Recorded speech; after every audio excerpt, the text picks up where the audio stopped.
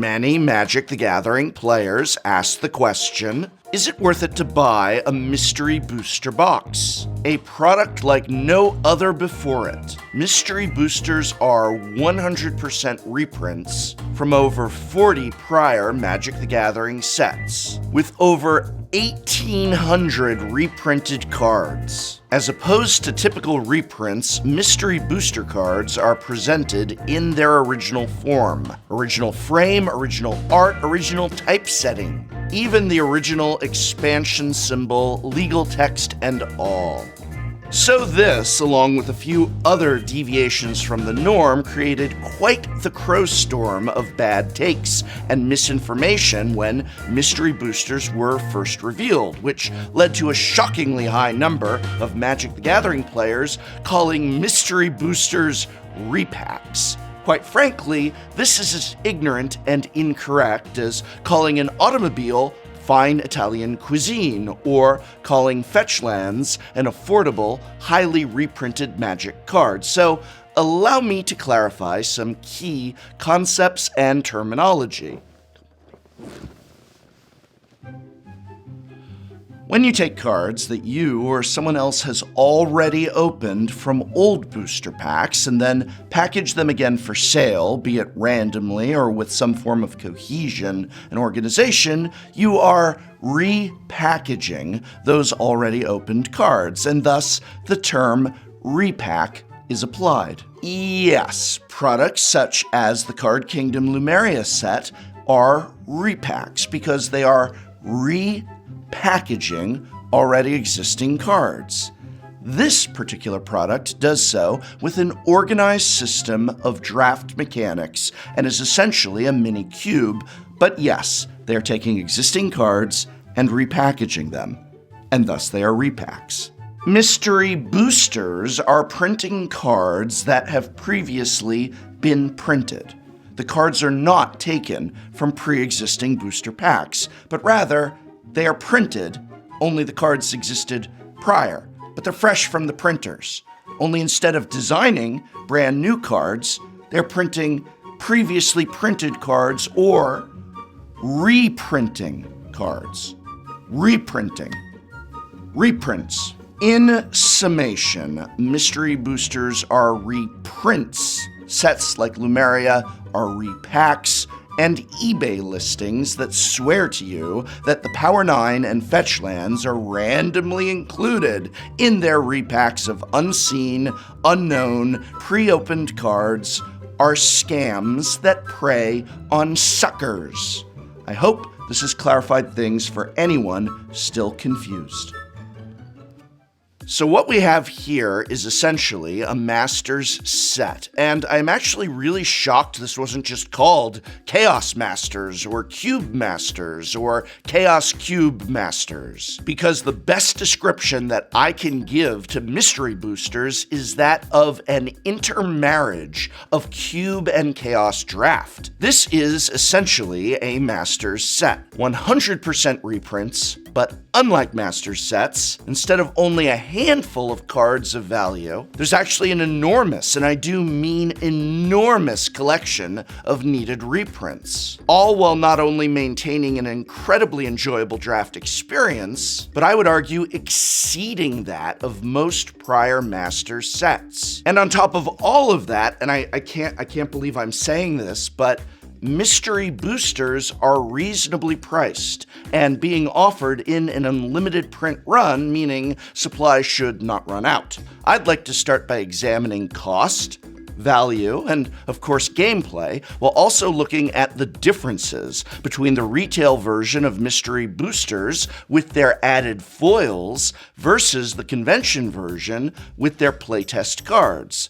Let's proceed, shall we? Wizards of the Coast no longer offers MSRP, but no matter, because we can determine the expected price rather easily. Mystery booster boxes contain 24 booster packs and are selling in local game stores as well as at all the major online retailers within the same price window of $100 to $109 per box. This puts the price per pack at $4.16 to $4.54, which, while not exactly the same as an average booster draft pack, even if you round up to the nearest dollar at $5 per pack, is not that much higher than what you would pay for the regular draft booster pack. That, of course, is the per pack price if you buy in bulk, as in you buy a booster box. If you're looking to just grab an individual pack loose across the counter, this same criteria indicates that they are selling for about $6 to $6.99 each. Do not buy loose packs. Draft.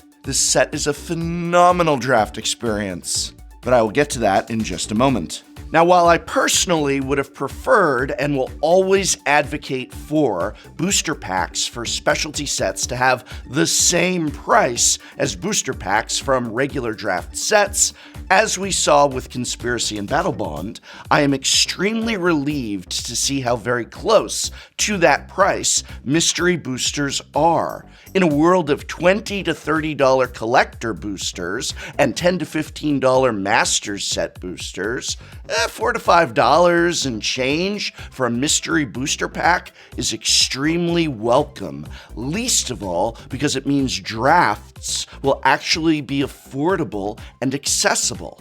But before I talk draft, let's just see what's in these things. As of the filming of this video, which is approximately 48 hours before retail launch, there are currently 19 possible cards at or above $20 each. Now, I'm not even going to read this list out. It's too long. It's going to take up too much of the video. And this is just the top of the mystery booster card value. Cards at or above $20 each. Packs are $4 and change each. With all of that considered, we've already exceeded Master sets significantly. Now, before I continue with the financial breakdown, it is vital to note that we are dealing with a reprint set of, when you include the foils, 1,816 cards. Mystery boosters contain cards with a different distribution method. As opposed to normal draft boosters, each mystery booster contains 15 cards from which you have different slots. Each booster will thus have 2 white commons or uncommons, 2 blue commons or uncommons, 2 black commons or uncommons, 2 red commons or uncommons, 2 green commons or uncommons, 1 multicolored common or uncommon, 1 artifact/land common or uncommon, a slot that contains 1 rare or mythic rare card with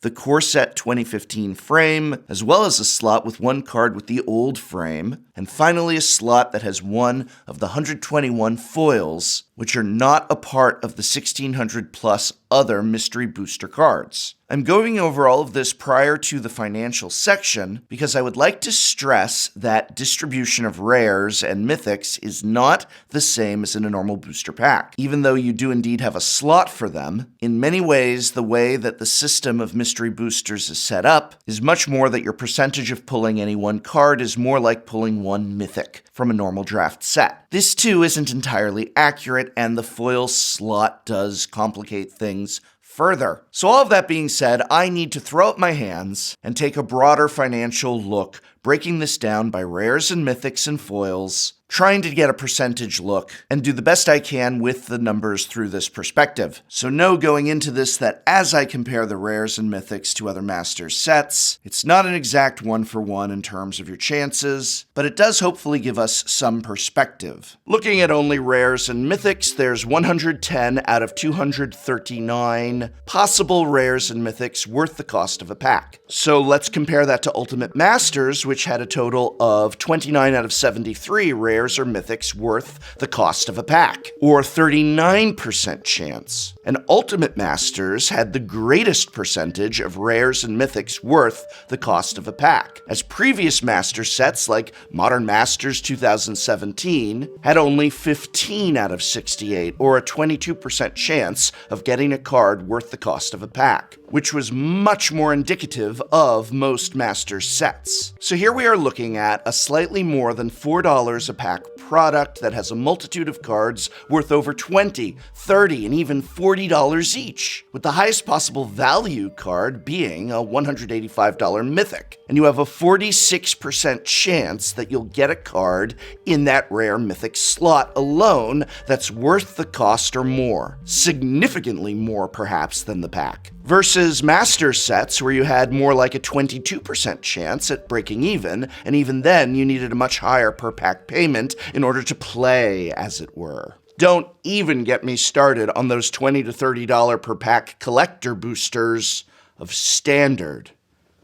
I'm still traumatized from the booster box game I did for Theros Beyond collector boosters. But I haven't even scratched the surface of the value here. Those were just the rares and mythics and foils, remember? Let's talk commons. There are currently 22 commons with $2 or more value, going all the way up to reprints of cards like Rhystic Study and Lotus Petal, oh my goodness. Not to mention the modern needed manamorphing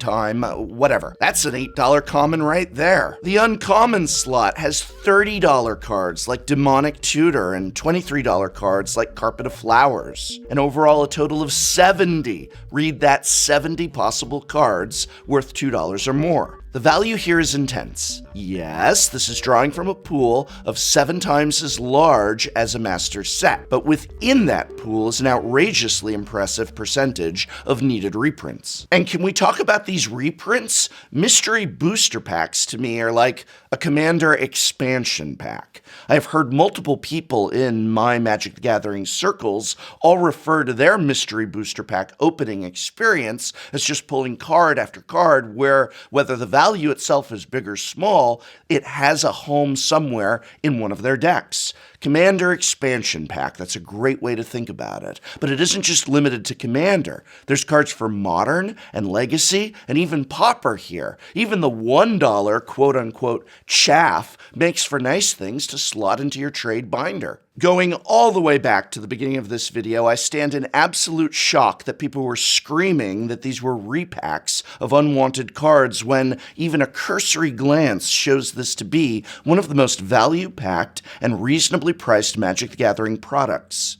ever. Show me the better value than what's in these mystery boosters, and they're available only at your local game store.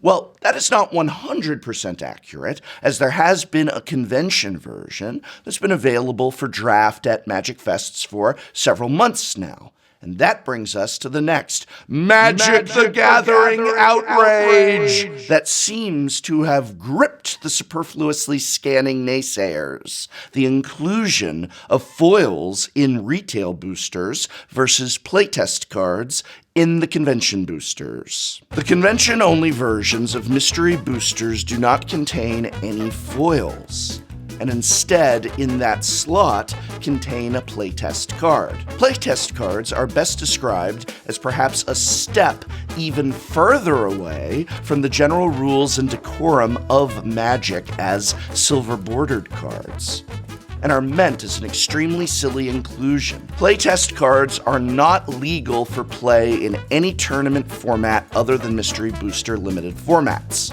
However, many Magic the Gathering players enjoy using them to spice up a wide variety of casual games. So Magic the Gathering players love to collect oddities like this. We have silver border fanatics, and heck, even a stick in the mud, such as myself, does use about 2 to 3 silver bordered cards in my cube. I also adore playing Commander using Plane Chase cards, obsessively collect archenemy cards, so I do see why there is some amount of anger and frustration at the playtest cards being removed and instead replaced with, let's be fair, high-value foils in the retail edition. This issue is entirely. This issue is entirely subjective, and anyone who tells you otherwise is not being fair. My opinion is as follows, but I must stress, this is just my personal opinion and in no way an objective analysis of this issue because one can't be offered. I am quite frankly in favor of the change, but again, this is subjective. I didn't want the playtest cards. They're not real Magic cards. They aren't even tested and developed to the degree that silver border cards are, so they are tantamount to just being a joke or a goof card. They can't really be played anywhere without getting other people's permission first, and quite frankly, even then, I just feel they are fairly one-dimensional and self-limiting. Again, I really have to stress that was just my opinion, and that this is not an issue that can have an objective conclusion, as it comes down to personal desire and taste. And if you feel upset at the lack of playtest cards and disinterested in the 123 new foil reprints that have been put in their place, then those feelings are completely valid. What about gameplay? Another oftentimes subjective area. I feel there is a lot of definitive analysis that can still be made about the enjoyment of a mystery booster draft. As I said at the start of this video, mystery booster drafts feel like a wonderful marriage between Cube and Chaos Draft. But that interrelationship has worked to smooth over some of the less desirable aspects of each for a truly sublime experience. First and foremost is the fact that Chaos Draft is something that often lacks cohesion, where you don't know what is available in terms of the other decks in the pod, and where your own deck might not have any intricate synergy. Because after all, in a true Chaos Draft, you might end up with one Infect card, one Goblin with a tribal effect, one Affinity card, and not really be able to build anything between them. So you end up with a more linear good stuff approach. But in my testing and experience, mystery boosters provide that missing cohesion, and I've been absolutely in awe at the great interrelationships that I can build between cards in a draft. It's still wild and unexpected, but my deck gets to do so much more, while all the while staying a very unique experience with each new draft. That's why I'm not the only person calling this a Chaos Cube. These cards weren't just randomly grabbed and shoved in packs, but rather engineered and cultivated over what was literally years of design work in order to provide an experience like no other. Final conclusion: mystery boosters are everything I want in a Magic the Gathering product. They are packed full of needed reprints with a wide spectrum of value. They provide a superlative gameplay experience, and after that experience, the cards you are left with have a multitude of uses. And perhaps best of all, the product is reasonable and affordably priced. It has an unlimited print run and is available only at local game stores and not available at Target or Walmart. Am I going to do it? I'm gonna do it. Grade as an A+.